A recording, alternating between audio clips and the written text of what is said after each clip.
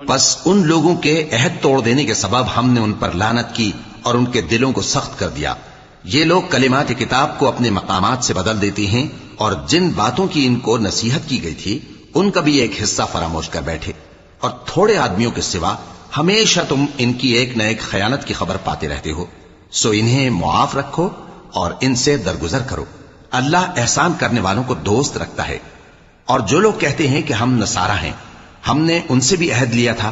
مگر انہوں نے بھی اس نصیحت کا جو ان کو کی گئی تھی ایک حصہ فراموش کر دیا، تو ہم نے ان میں قیامت تک کے لیے دشمنی اور کینہ ڈال دیا،